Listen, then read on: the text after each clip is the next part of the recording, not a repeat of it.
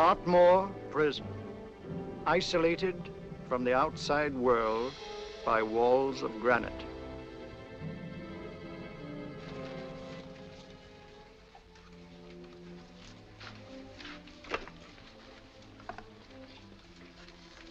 They say you could get out of here by merely telling what you know.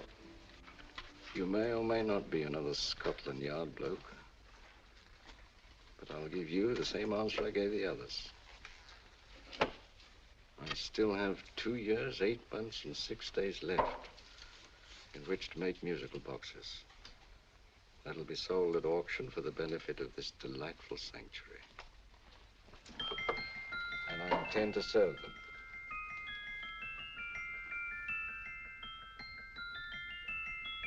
Move along. And now we come to the next object on our list, or I should say objects, because there are 3 of them.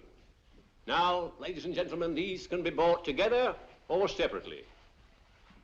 Now, these beautiful little musical boxes only arrived this morning, and I didn't intend to put them on the auction block until later, but I'm going to sell them now.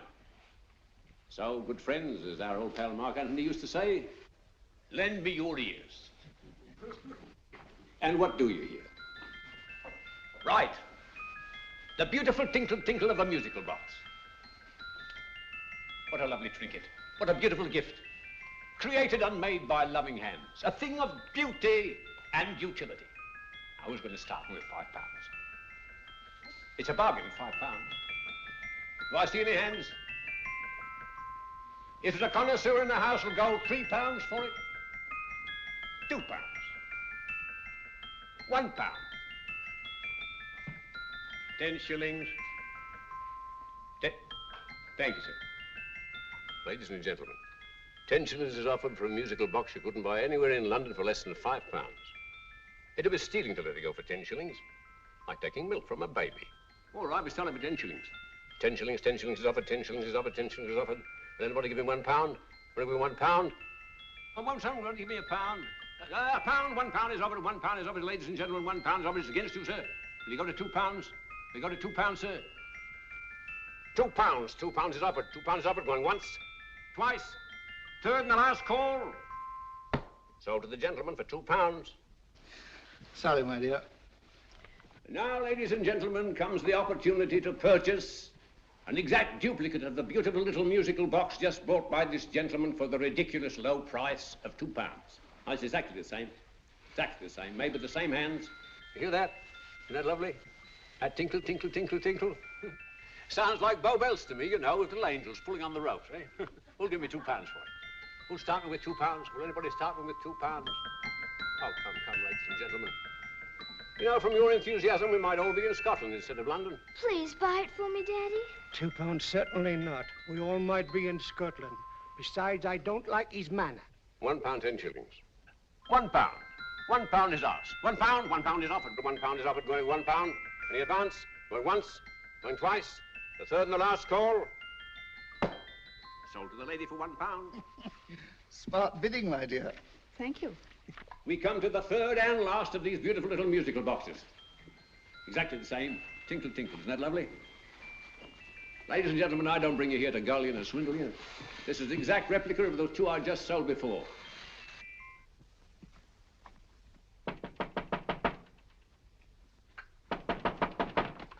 We're closed. But this is extremely important.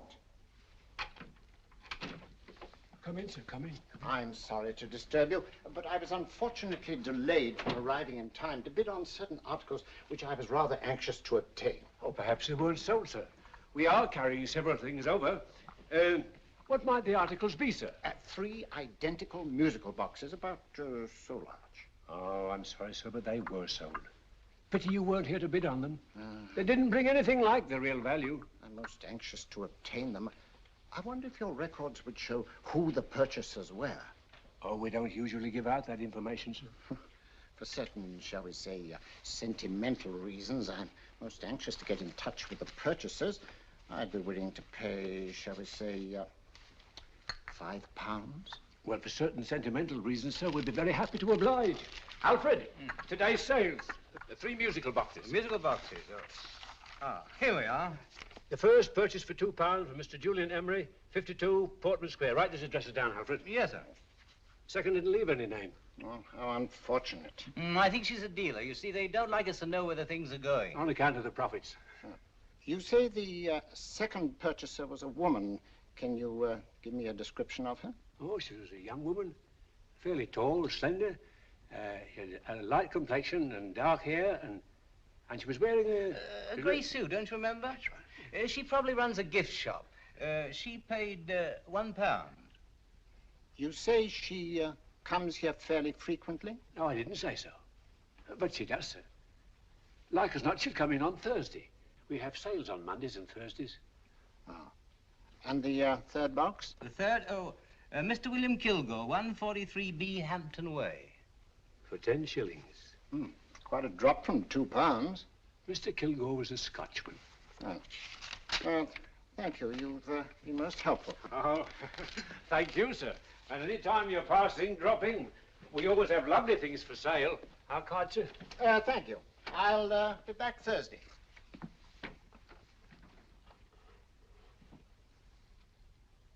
The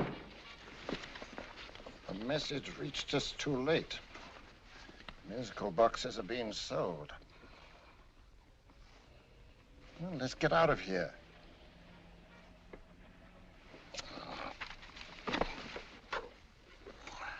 Someday you'll go too far. Reaching for a star, you fool. Yet a fool may touch a star, Colonel Cavanaugh, if he but reach high enough. But not possess it as you would. The musical boxes, they're being sold. What a pity for you, my dear Colonel. Is it my fault that the message reached us only an hour ago? Is it my fault that they were sold? You can't hold me responsible for that. Hope for your sake you're right.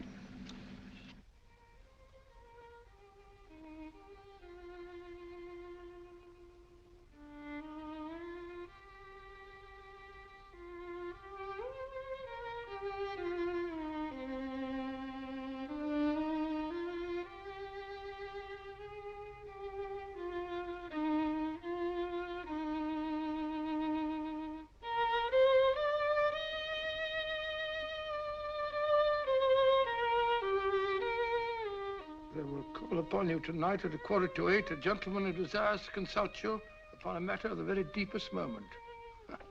Remember that letter, Holmes? It was written over 2 years ago. An interesting case, devilishly interesting. Irene Adler. What a striking-looking woman from the brief glance I had of her. Seems only yesterday. What charm. What poise, and what a mind. Sharp enough and brilliant enough to outwit the great Sherlock Holmes himself. I take it the new issue of the Strand magazine is out, containing another of your slightly lurid tales. It is indeed.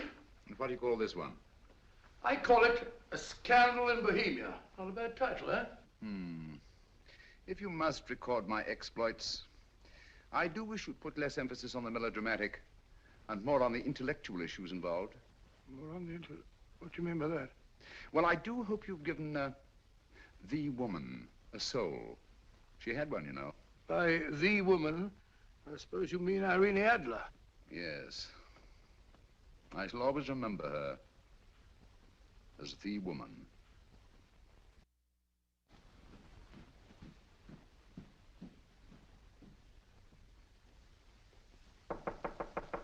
Come in. I think. That's him, old boy. How are you? How are you, old boy? I haven't seen you for years. I want you to meet my old friend Sherlock Holmes. Holmes, this is Stinky. In other words, Julian Emery. How do you do, Mr. Emery? Watson has often spoken of you. Oh, has he? Yes, we were at school together. Yes, more years ago than I care to remember, but you didn't come in here just to remind me of that. No, I just happened to be in the neighborhood and saw your lights burning, so I took the liberty of looking you up. Still writing your mystery stuff? Yes, there's a new one out this week. Good, I never miss them. Oh, good, thanks. I say that bandage makes you look very interesting. Still poking your nose into other people's business as usual? Who hit you? I haven't the foggiest notion. Somebody knocked me on the head in my own living room and then proceeded to commit the most idiotic burglary you ever heard of. Fellow must have been balmy as a coot. Balmy? Why? Come sit down, old boy. Would you like a cup of tea? Huh? Oh, all right. I'll go and tell Mrs. Hudson about it. Yeah. Why do you say the robbery was idiotic, Mr. Emery? Oh, simply from the fact that with about £5,000 worth of musical boxes in my living room, the thief, who I caught in the act, made off with one that isn't even worth £5. I gather you're a collector of musical boxes. Yes, I am indeed. Some of them are very beautiful, but not the one that was stolen. The thief evidently grabbed the first thing that came to his hand when he heard me coming into the room. Still, it's rather odd, isn't it, that having disposed of you, he didn't pick up something more valuable. Mm-hmm. Was there anything unusual about the stolen box? No, nothing at all. No, I picked it up in the south of France, several years ago. You say you have many valuable music boxes, and yet the thief made off with one that isn't worth £5. Sounds like rather an intriguing little problem. Yes, well, I take it that he was just an ordinary petty thief and didn't know the value. That is a possible explanation, and yet I venture to say that the average petty thief has a more extensive knowledge of the value of objets d'art than the average collector. Well, anyway, that's Scotland Yard's theory. They didn't get very excited about it. That's consistent anyway. I wonder if I might see your collection, Mr. Emery. Oh, of course you could, yes. Nothing a collector likes more than showing off his trophies. When would it suit you?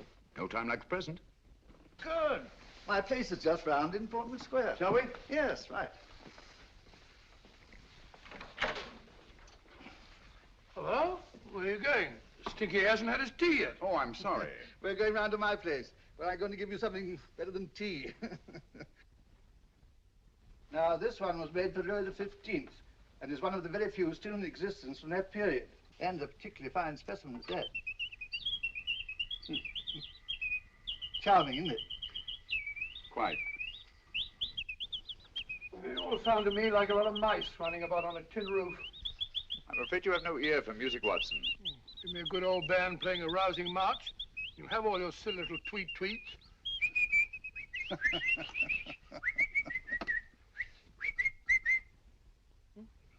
Another room. Is this me?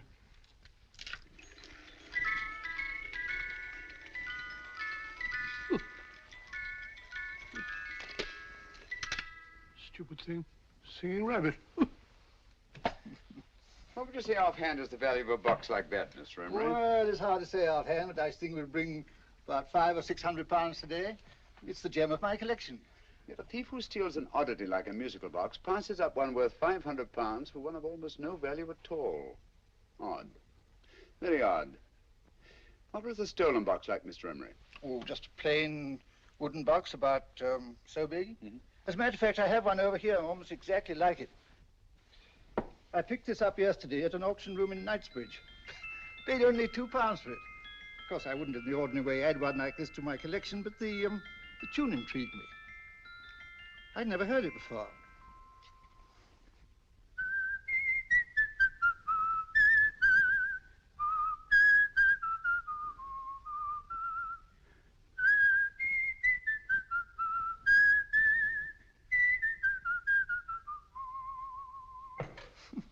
You have a remarkable ear for music, Holmes. Rather an unusual melody. Sit down, good. Thanks.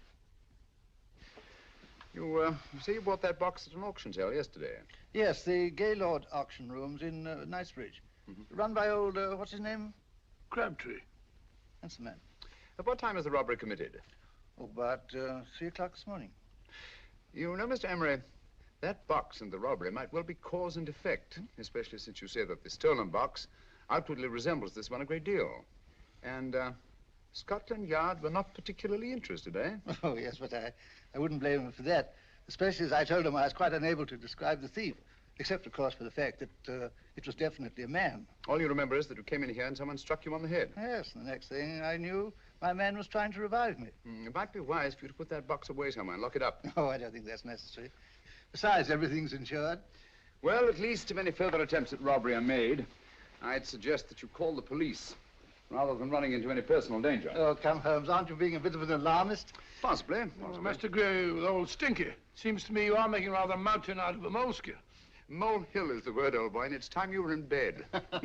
Thanks so much for letting us see your place. No, it's been glad meeting you. Holmes, I can't understand why you were so mysterious. Seems to me the petty thief explanation was the only sensible one.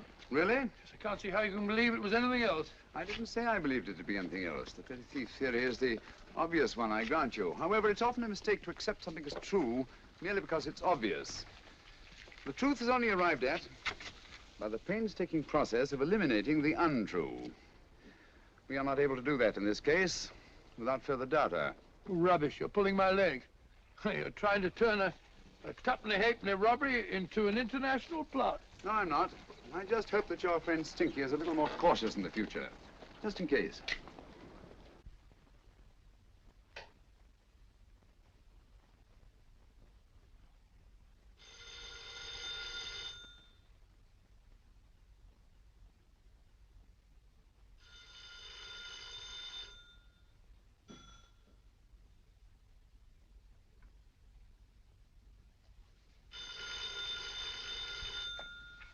Hello? Yeah? Julian Emery here. Who? Why, of course I remember you, Mrs. Courtney. Yes, you're the one bright spot at that appallingly dull affair of Lady Sanford's. Huh? Of course it isn't too late to come around. Yes, I shall be delighted to give you a drink. I tell you what, come straight up and I'll leave the door unlatched. Right, well, 15 minutes? Good. I shall be counting each moment. No, I mean that, really. Right, goodbye.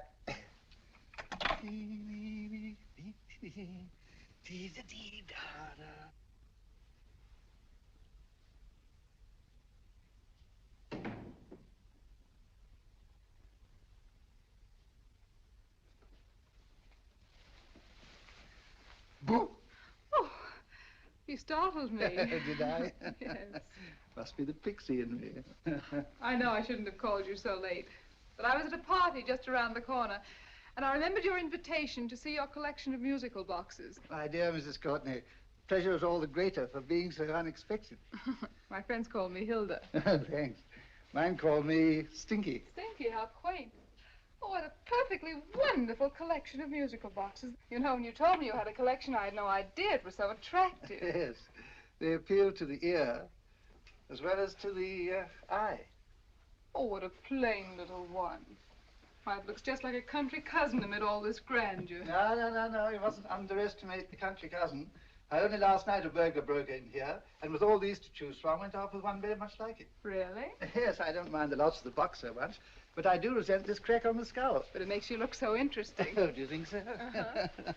It's funny, that's what old Fatso said. Fatso? I mean, Dr. Watson. He was here this evening with a friend, a Mr. Holmes. He's interested in my collection, too. Sherlock Holmes? Yes. Do you know him? I've heard of him. Yes, he seems to think I'm in some sort of danger. What a haunting tune. It takes me right back to my childhood. Really? Do you know, it's odd that you should be interested in that particular musical box. Odd? Why? Because Mr. Holmes is also interested in it. He may have been more interested in the tune than in the box. My dear, yes, that's right. I remember now. He whistled it note for note, having heard it only once. Really? He must be a remarkable man. Bit of an alarmist, if you ask me. Don't you believe in warnings? Of course not. Who'd want a box like that? I would. You're not serious. Oh, but I am. Well, you put me in a very awkward position. I'm a collector, you know. And the collector buys but never sells. But if the price were high enough... The price has nothing to do with it. It's the principle of the thing. Yes, well, we haven't had our drink. No, thanks. I must be getting along. Must you really? I'm afraid so. You're not walking out on me, are you? My reputation, Stinky. I say, you know, you are an attractive woman. Thanks.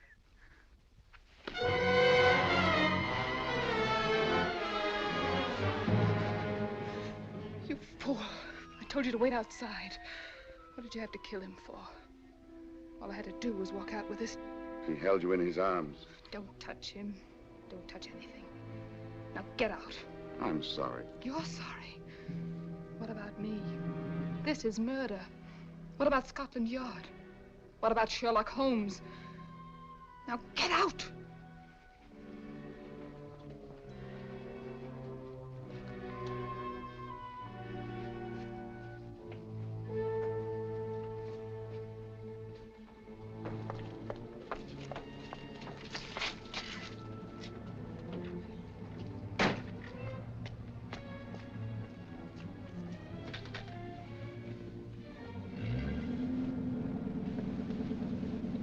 Did you get it? Good. Did you have any trouble with him?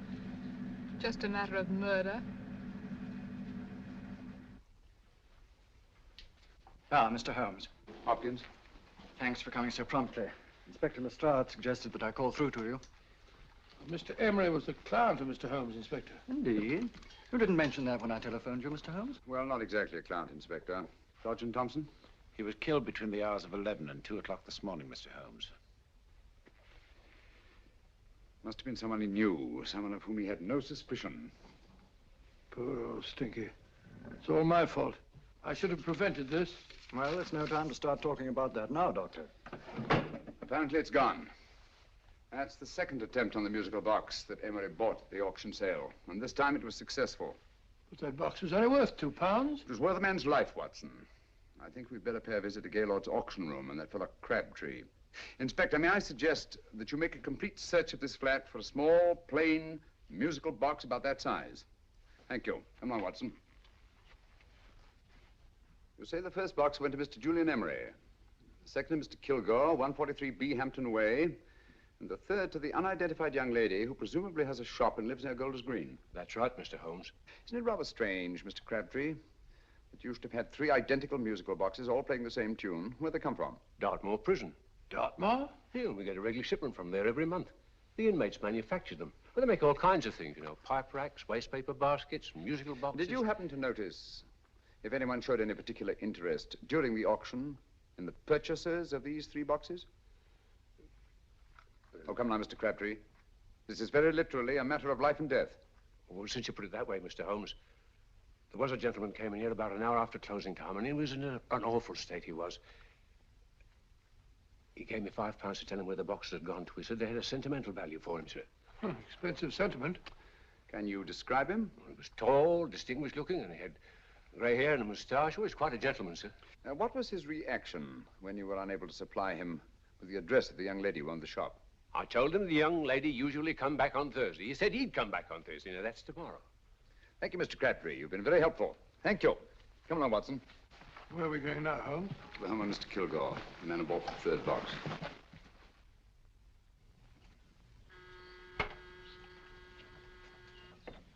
But hang it all, Holmes, how do you know those other 2 musical boxes are of any importance? I don't, but I certainly have no intention of waiting until the owners are murdered to find out. No one at home. I hope that's the explanation. I'll have a look through this window.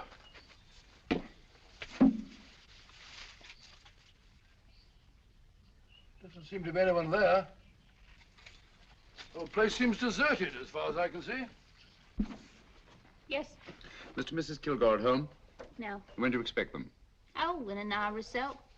But there's no use you're hanging about. They don't buy nothing from peddlers. Peddlers? My good woman, this is Mr. Sherlock Holmes.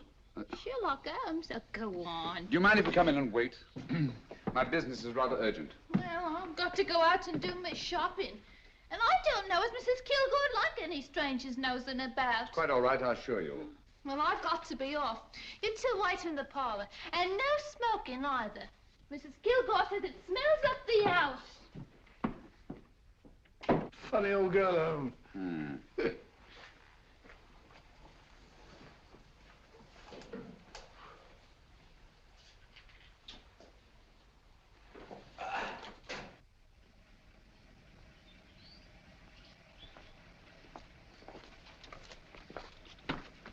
Park Lane.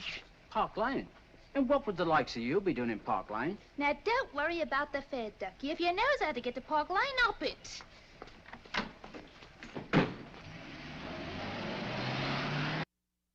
You know, Holmes, I've been thinking. There must have been something hidden in that box of old Stinky's. Stolen jewelry, possibly. What's up, Holmes? Listen. What's just the steam in the water pipes?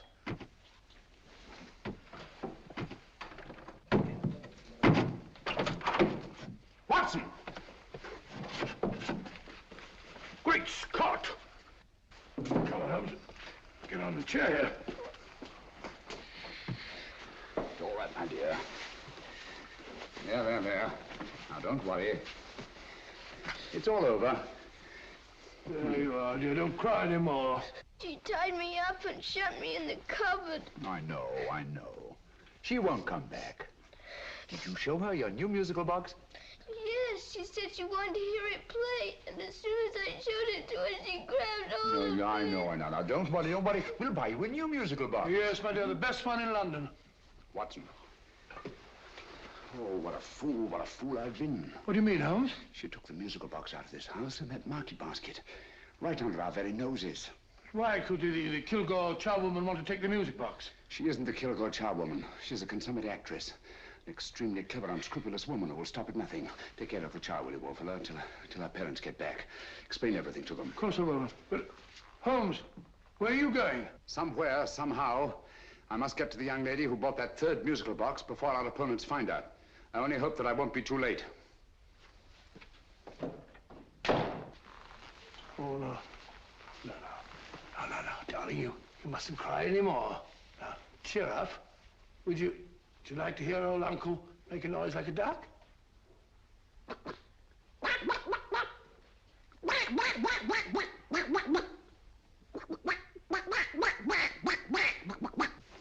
Oh, sorry.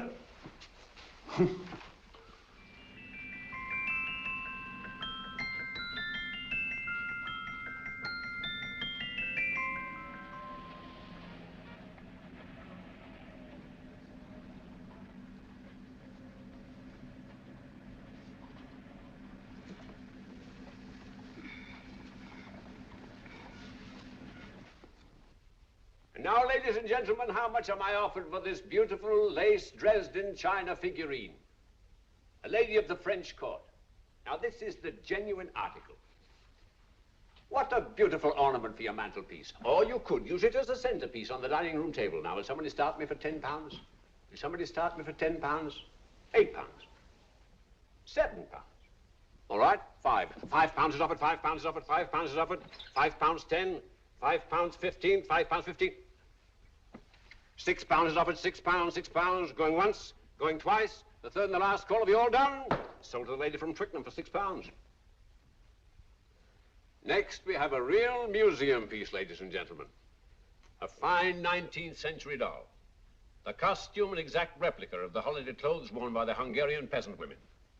Now, ladies and gentlemen, an article like this would cost you from £15 to £20 in a West End shop. I'm not going to ask for anything like that. Who'll give me £2 for it? £2. Anybody offer me £2? £2 for the Hungarian? £2? £1. What? Anybody give me £1? Anybody offer me £1 for the doll?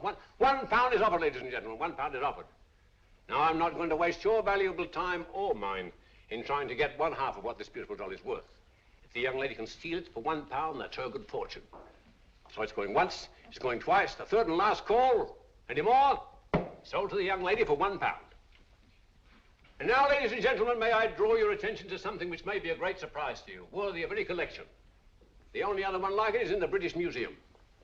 It's a Ming vase of the 7th dynasty.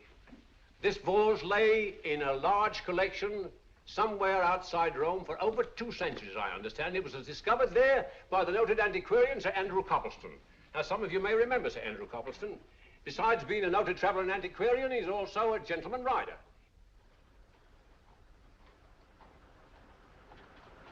The girl with the parcel in her hands, that's her. Are you sure that's the girl? Well, she fits perfectly the auctioneer's description. Follow her, Hamid.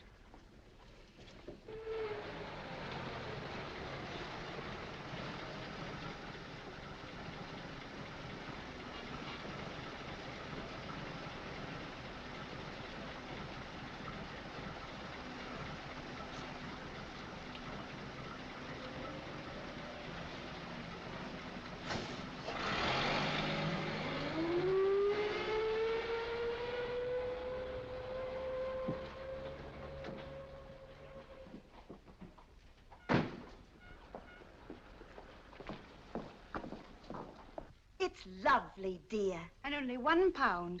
We can get at least 3 for it. Easily. I'll go make some tea. I could do with a cup. Right.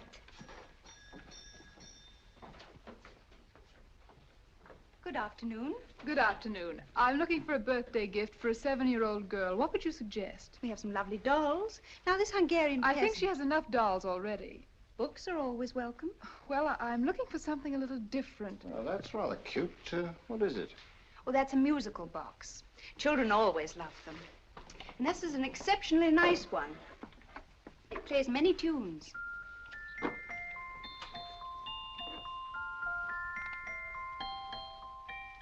Have you any others? Yes. If you'll just step this way.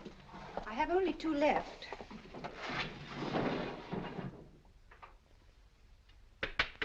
How nice.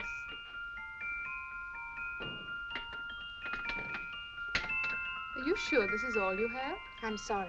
They're rather hard to find, you know. That's our entire allotment. I did have one other, but I sold it earlier this afternoon.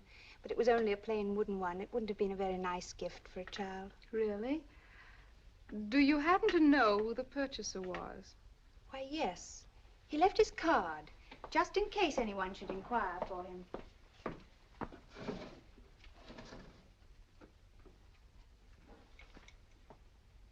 How interesting.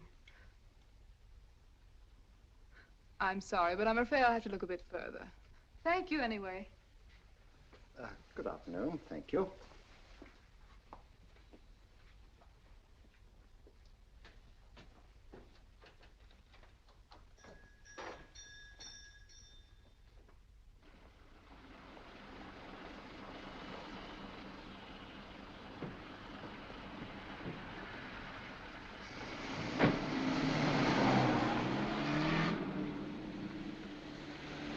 Heavy! Follow that cab. Here, now, what? Scotland Yard. Hop in.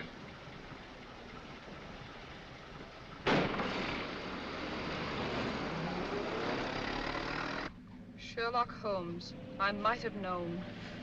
We thought we were the hunters, instead of which we're the hunted. We've been fools. We played right into his hands. Of course. He's had us followed. Don't look. The man in front of the toy shop. Hamid, turn sharp right at the next corner and again at the next.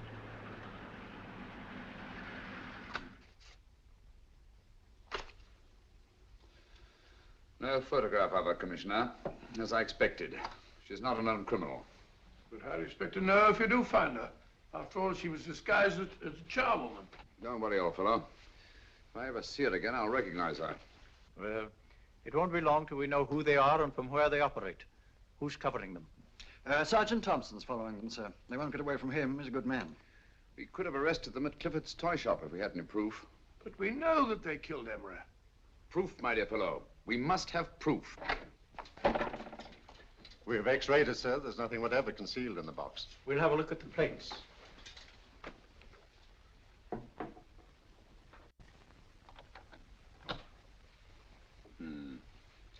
There must be some clue. And it's probably so obvious that we've all overlooked it. Seems to me we're up against a bunch of lunatics. Not lunatics, my dear fellow.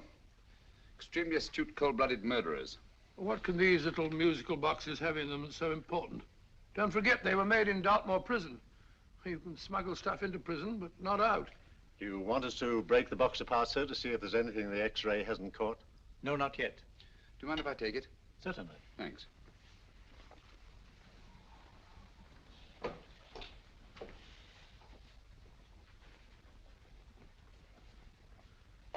The governor of Dartmoor Prison informed us, sir, in answer to Mr. Holmes' question, that all 3 musical boxes were made by the same convict, John Davidson, serving a 7-year term, sir. Davidson? The Bank of England plates. That'll be all. Yes, sir. Now we're getting somewhere. Wait a minute. How did you know about the plates, Mr. Holmes? I'm a student of crime, Inspector. I make it my business to know about such things. And when the name of Davidson was mentioned... Well, who is this fellow Davidson? As long as Mr. Holmes seems to know all about it already, I suppose there's no harm in telling you. 2 years ago in London, there occurred a robbery of such tremendous importance, although the stolen articles themselves have no intrinsic value whatsoever, that the Home Secretary was instrumental in seeing that not a word of it appeared in any newspaper. But you never told me anything about this, Holmes. You were away at the time. Articles of no intrinsic value and yet of such importance? I don't understand. Davidson was apprehended within 15 minutes of committing the theft. But by that time, he'd hidden the articles in question and they've yet to be found. Before going further, Dr. Watson, I must inform you that this matter's not to be mentioned outside of this room. Of course not. Do I look like a man who'd gossip? Let's not go into that now, old fellow, shall we? Davidson had been employed for years in a position of extreme trust by the engravings department of the Bank of England. The articles he stole were nothing less than a complete duplicate set of plates for printing £5 notes. What? The Bank of England's own plates? Precisely. And with those plates, a gang of crooks could flood England with £5 notes, not forged in the usual sense of the word, but notes undetectable from genuine Bank of England notes in any way whatsoever. Good heavens. Any whisper at all might have resulted in enormous damage in shaking public confidence in the Treasury. We tried everything after we arrested Davidson. Offered him a shorter sentence if he'd tell us where he'd hidden the plates. Why, we even put in Scotland Yard men with him as cellmates, but no results. Obviously, Davidson's a man of strong character and infinite patience. Yet suddenly he feels impelled to smuggle out the secret of the hiding place of the plates to his confederates. Why? I don't understand, Mr. Holmes. Well, for example, has the Bank of England made any plans to radically change the design of the £5 note so that in, say, 7 years from now, notes made from the stolen plates would be worthless? Confidentially, Mr. Holmes, such a move was discussed. But replacing all the £5 notes in circulation would be such a Herculean task that nothing's been done about it as yet. I see. Of course, there is another possible explanation. Davidson didn't have much time to find a hiding place before he was captured. He may be afraid that the plates will be accidentally discovered before he's released. Hence his anxiety to communicate their whereabouts to his confederates as soon as possible. I believe you've hit it, Mr. Holmes. I'm sure that the message is contained in this musical box. Or rather, in all 3 musical boxes, since possession of all 3 seems to be essential. Our opponents have 2/3 of the puzzle, we have 1/3. Well, what are you going to do, Holmes? Try to deduce the message from the 1/3 that we have.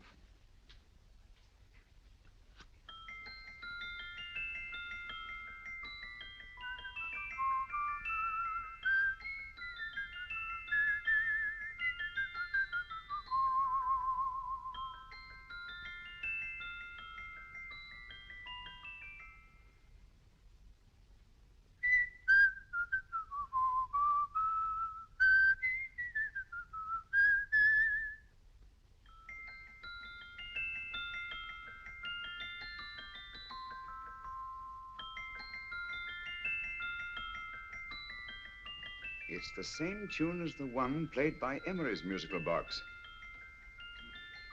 And yet it's different. Sounds the same to me. The tune.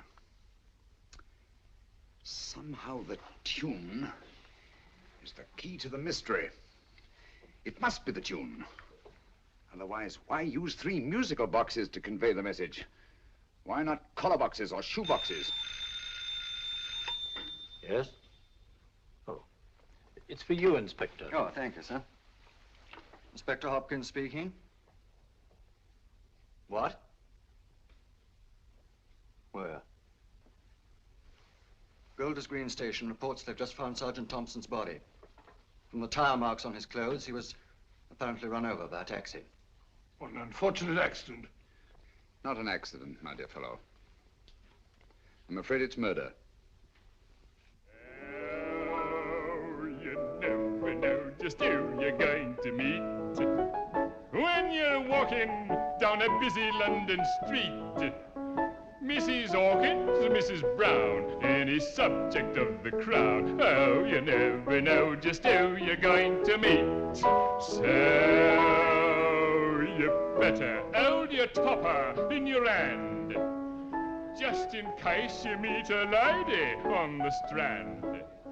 Girls will think you're kind of sweet, and your day will be complete. Oh, you never know just who you're going to meet. Now a gentleman is judged by his appearance. Yes, a gentleman is judged by how he talks. Now he's much better off when he's acting like a toff, especially if he's taking him a walk. What on earth is this outlandish place? A rendezvous for actors. Actors? Buskers, old boy. You've seen them 1,000 times.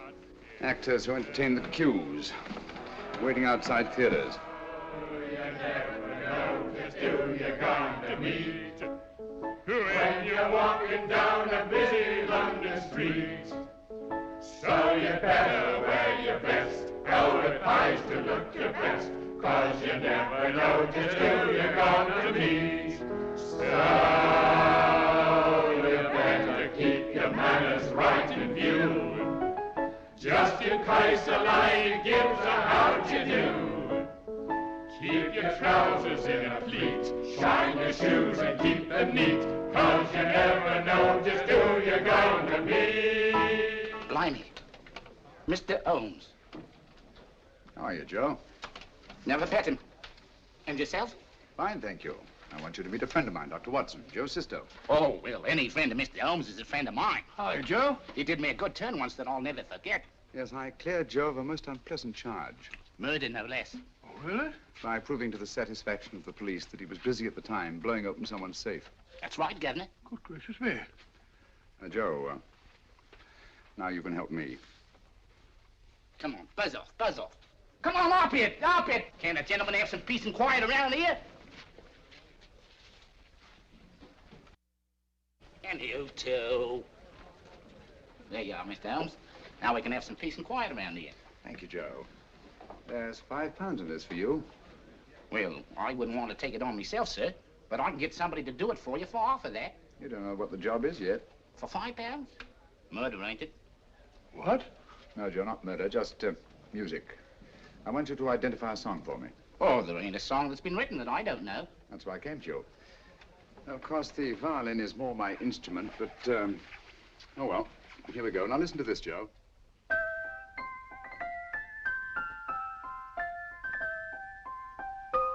Wait a minute. You're playing that wrong. That should be E natural, not E flat.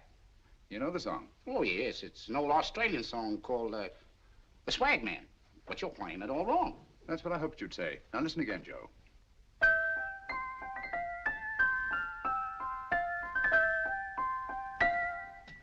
That's the same tune, all right, but you're making different mistakes than you did the first time. No, not mistakes, Joe. Call them variations. Here, play the song for me, will you, the way it's written.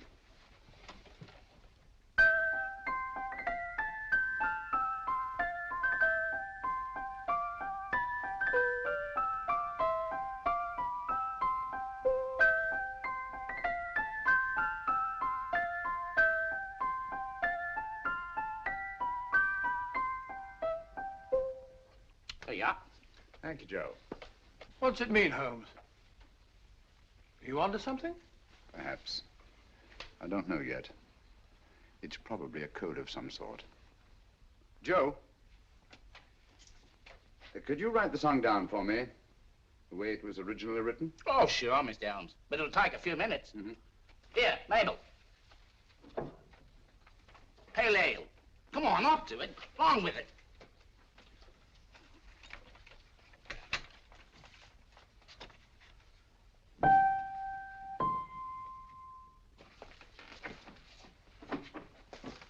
Well, obviously it isn't the lyrics. No combination of those words made any sense at all. The variations in the way Emery's musical box played the tune are different from the variations in the one we have. You sure? Quite.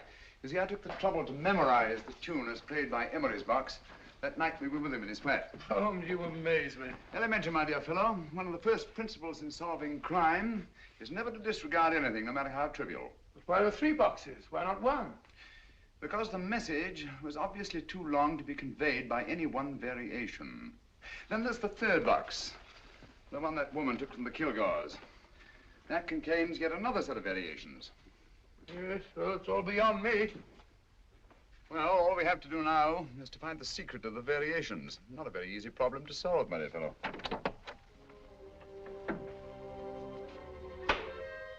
Hello. What's up? We've had company.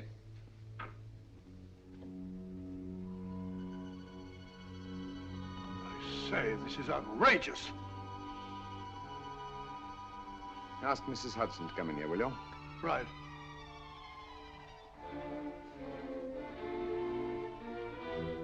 Hudson? Yes? Oh, there you are. Will you come up here at once, please? Oh, coming, sir.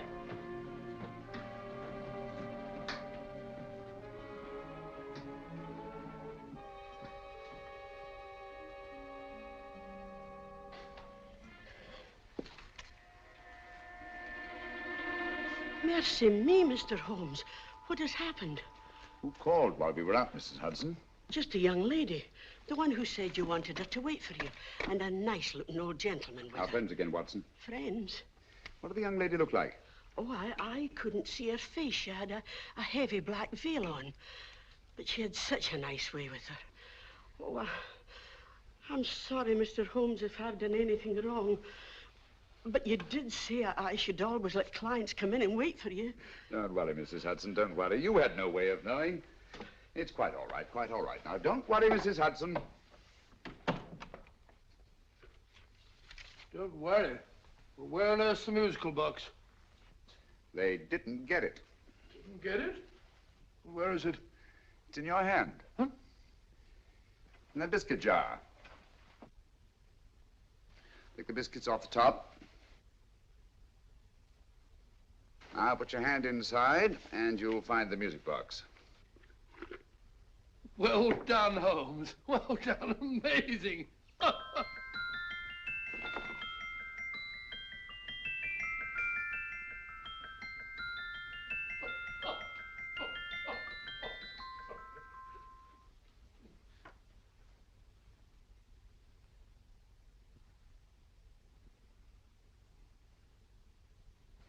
Whew.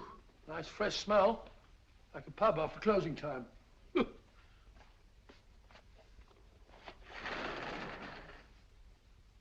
I say, Holmes. What? It's morning. Allow me to congratulate you on a brilliant bit of deduction.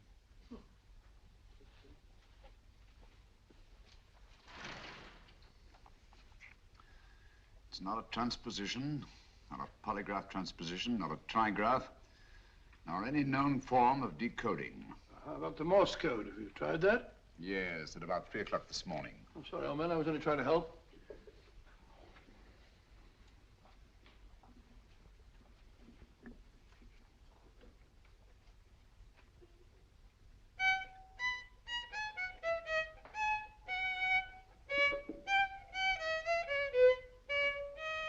Oh, do me a favor. Not again. Must have heard that thing 1,000 times. Kept me awake all night.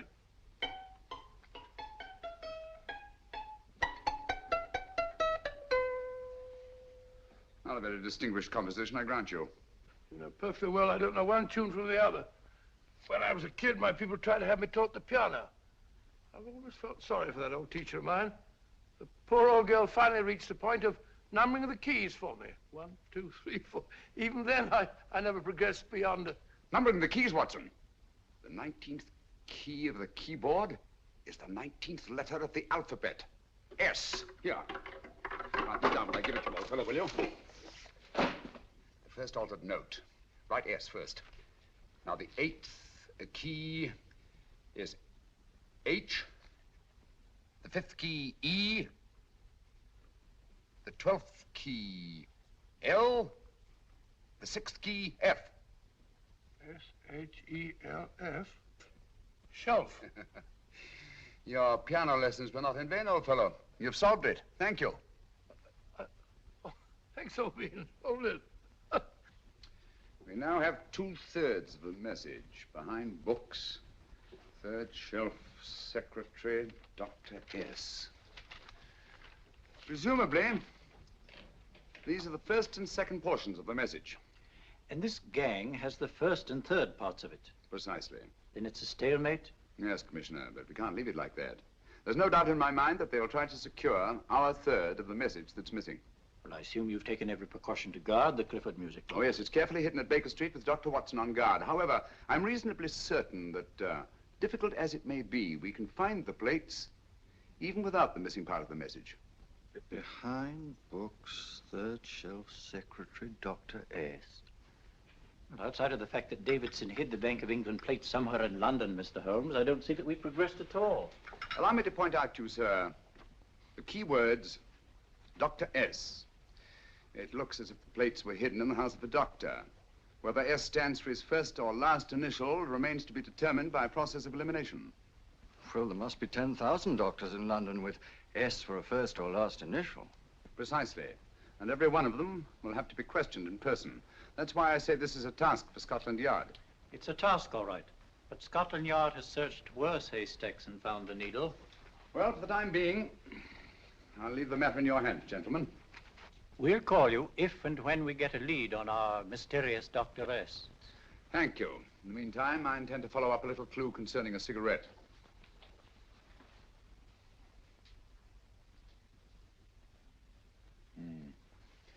You're certain of the identification of the tobacco? Absolutely. I have made up this special blend for only 3 customers. It is almost pure Egyptian, with admixture of latakia for added body, and a pinch of perique. Merely a whisper, as one might say, for elusive fragrance. Yes, yes. And the 3 customers? Major Wilson in Bombay, India. Mrs. Catherine Leamington Smith in Ireland. Yes, and the 3rd? Mrs. Hilda Courtney of Park Mansions, Bryanston Square. Thank you. Thank you very much. You've been most helpful. It is a pleasure to have been of service, Mr. Holmes.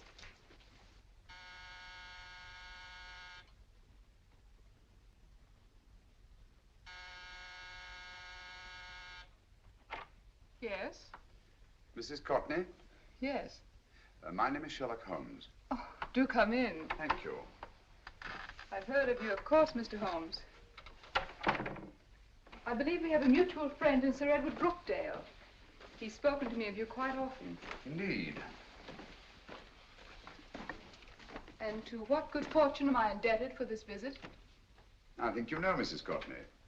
Well, I did get a summons for speeding last week. But outside of that, I don't think I'm of any interest to the police. Oh, come now, Mrs. Courtney. You seem to forget that you and I have met before. I'm sorry. I'm sure I would have remembered meeting the great Sherlock Holmes. Please sit down. Thank you. You say we met before. Yes.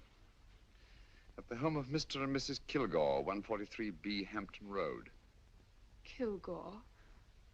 I don't think I know anyone of that name. Well, I didn't say you knew them. As a matter of fact, you called on them when they were out.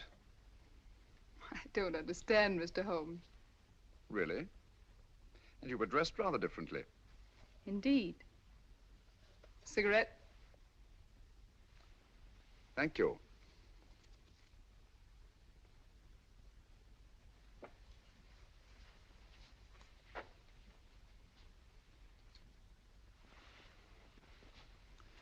Thank you. You know, Mrs. Courtney, people generally forget, in assuming a disguise, that the shape of the ear is an almost infallible means of recognition and identification to the trained eye. Evidently, you've mistaken me for someone else. Oh, no, not at all. Though naturally, I expected your denial. But when you paid your visit to my rooms at Baker Street, you carelessly left behind another identification. They're, identical, aren't they? Yes, I must admit they are. You see, Mr. Holmes, to catch one as clever as you, I had to use a very special lure. I knew you'd be unable to resist the bait of my cigarette, having read with great interest your monograph on the ashes of 140 different varieties of tobacco. I should advise you not to move, Mr. Holmes. I must congratulate you on your ingenuity, Mrs. Courtney. It was indeed a brilliantly designed trap. Thank you, Mr. Holmes. Praise from a master is indeed gratifying. I shall always cherish the memory of your flattering words. Memory? Precisely. I'm afraid these gentlemen have a most regrettable task to perform. Unless, of course, you care to turn over the missing musical box with your pledge to take no action against us in the future. I'm afraid that will be impossible. I thought that would be your answer. Hamid! Careful! Careful. There's no need to be unnecessarily rough with our distinguished guest. You realize, Mr. Holmes, that your demise will not take place here. The corpus delicti, you know. Oh, naturally. Shall we go? It so fearfully awkward having a dead body lying about. Don't you agree, Mr. Holmes? Another dead body shouldn't weigh too heavily on your conscience, Mrs. Courtney.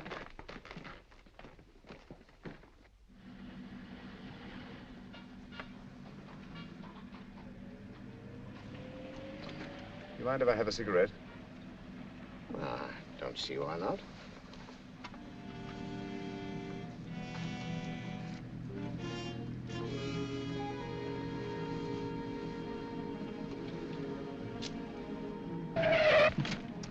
Be careful, Hamid.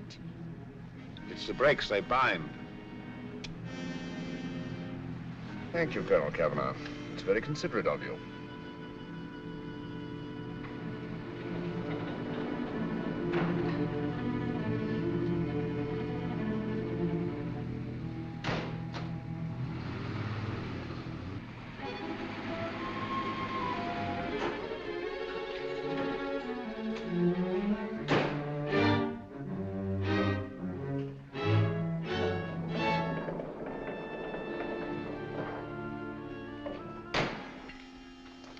You'll be happy to know, Mr. Holmes, that your death will be a painless one. Hamid, attach this to the motor of the taxi. That little attachment, my dear Mr. Holmes, contains the deadly fluid known as monosulfide. The Germans use it with gratifying results in removing their undesirables.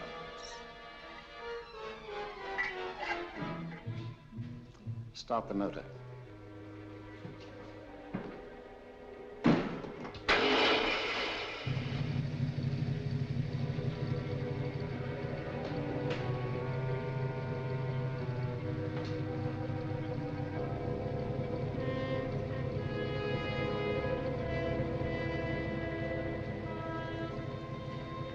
Tape his mouth.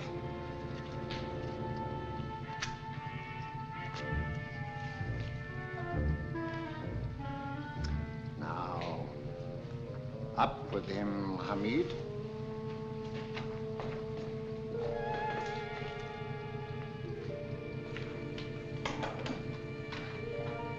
You find yourself like Muhammad's coffin, Mr. Holmes, suspended between heaven and earth.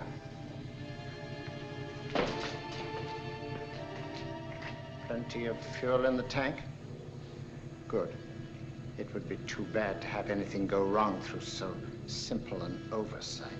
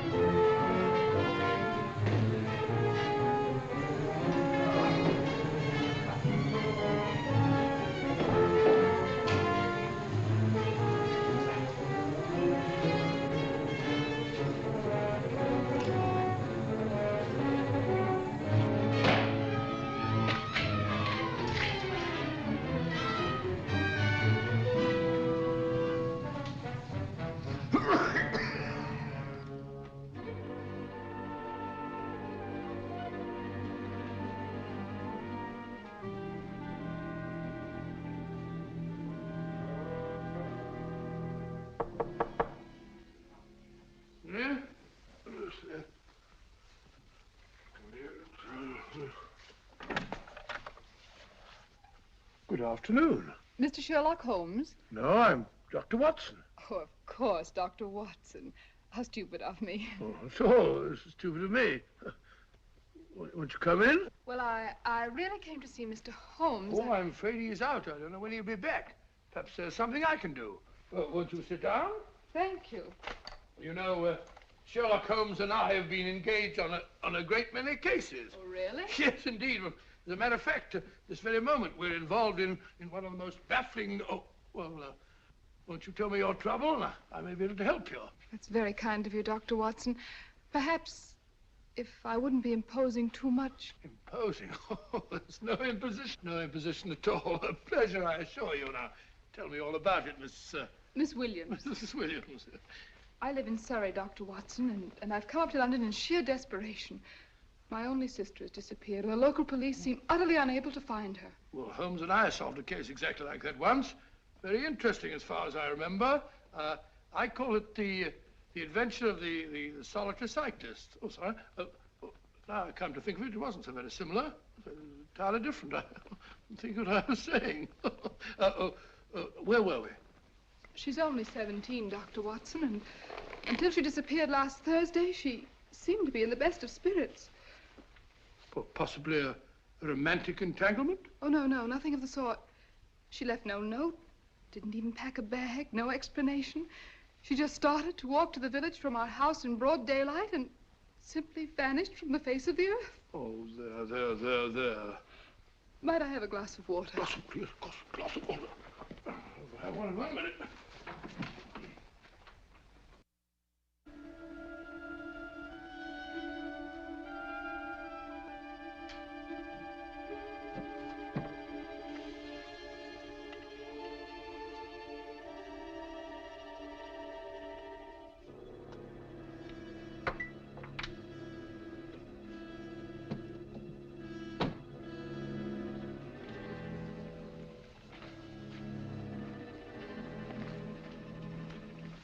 There you are, my dear. Thank you, Dr. Watson.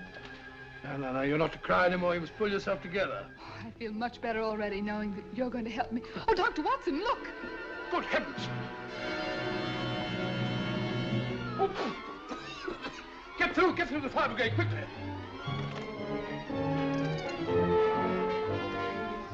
Haven't you a fire extinguisher?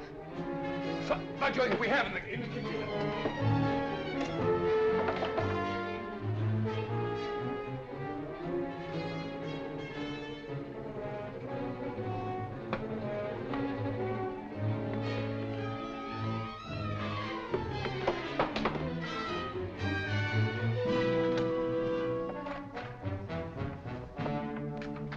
Don't you worry, Miss Williams. We'll have this thing out in no time.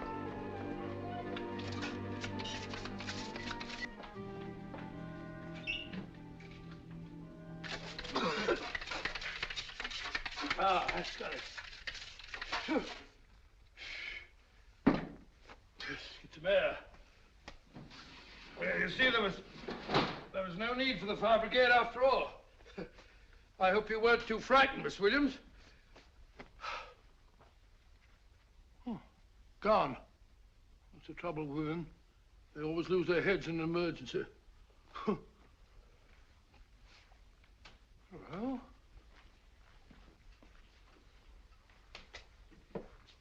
a musical box. Great Scott! Miss Williams!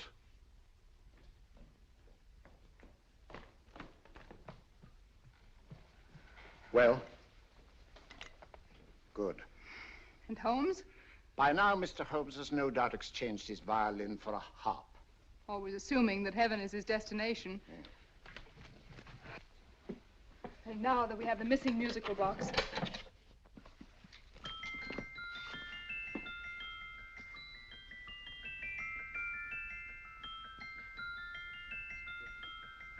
Nineteenth note.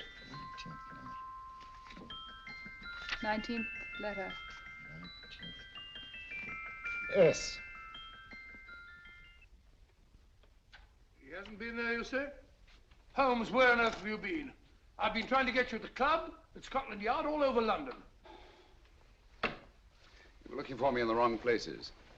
Holmes, terrible things happened. I've been duped. That woman, she made a complete fool of me. Well, what do you mean? Well, she came here, let off a smoke bomb. I thought the whole place was on fire, and my first thought was to save the musical box. No need to say any more. She has the box. Yes. Don't blame yourself too much, old fellow. She's an extremely clever antagonist. Smoke bomb, you said? Well, you can console yourself with the thought that your charming friend is at least a reader of yours. What do you mean? If I remember correctly, you wrote about my little experiment with smoke and the cry of fire in a story you entitled A Scandal in Bohemia, which has just appeared in the Strand magazine. All right, old boy. Don't rub it in. Well, it may cheer you up to know that you made a fool of me, too. That cigarette stub was planted here for one express purpose. We're going to bandaging around this place.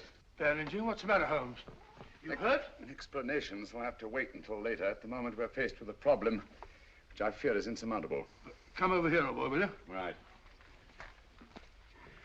Our opponents are in possession of all 3 parts of the code. And here are we, while the Bank of England plates pass into their possession. Cheer up, old fellow, cheer up. As Dr. Samuel Johnson once said, there's no problem the mind of man can set that the mind of man cannot solve. What's that, old fellow? I was just quoting Dr. Samuel Johnson. He said there is Thank you, Watson. Thank you. Leaving the front reception room, we come into the main hall, where Dr. Johnson was in the habit of passing through to have his meager meals in the dining room opposite, in company with his friend and biographer, James Boswell.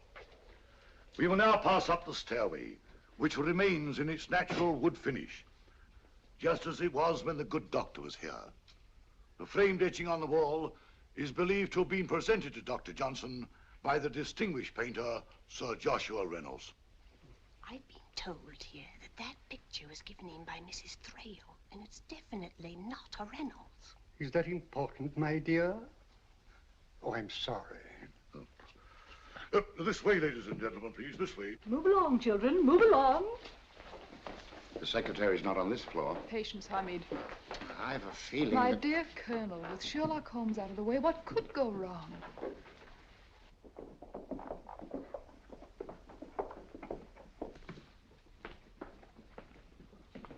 And here we have the Garrett Library, in which Dr. Johnson wrote his famous dictionary, and in which you will see also many of the great man's books and other items of interest.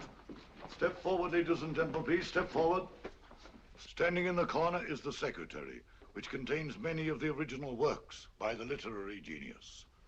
On this table, Dr. Johnson's cat, Hodge, used to sleep while his master worked. A strange thing about this cat, ladies and gentlemen, was its love of oysters. They do say that the dear doctor often went hungry to find the cat that delicacy. What a pity. Now we will visit the grey room, which is immediately below us, in which you will see the very bed in which Dr. Johnson died. What did he die of? Gout. Just gout. This way, ladies and gentlemen. Mind the steps, please.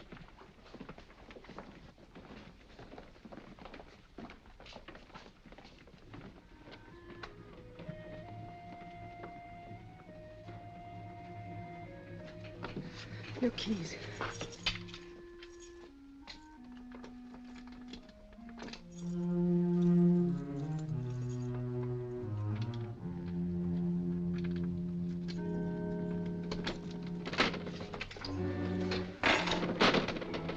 Third shelf up.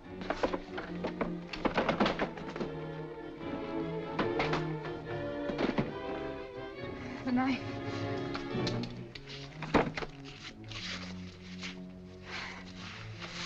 Gentlemen, the Bank of England plates. Well, Mrs. Courtney, so we meet again. No, I shouldn't do that if I were you, Colonel Cavanaugh. I must congratulate you, Mr. Holmes. You're far more clever than I thought. Thank you, Mrs. Courtney. Praise from you is indeed gratifying. I shall always cherish the memory of your flattering words. Memory? Oh, thank you. And now I have a most regrettable task to perform.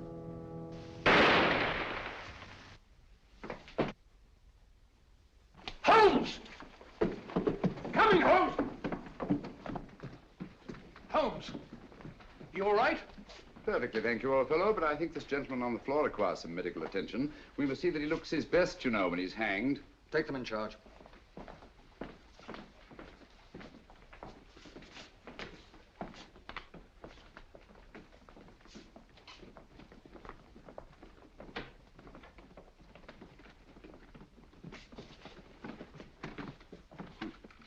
A brilliant antagonist. It's a pity her talents were so misdirected. Will you see that these plates are returned to the Bank of England, Inspector? I still don't understand how you solved it, Mr. Holmes. It's entirely due to Dr. Watson. He gave me the clue when he mentioned Dr. Samuel Johnson. Well, congratulations, Doctor. Oh, thank you, Inspector. I don't think I'd have done it entirely without Mr. Holmes's help, you know.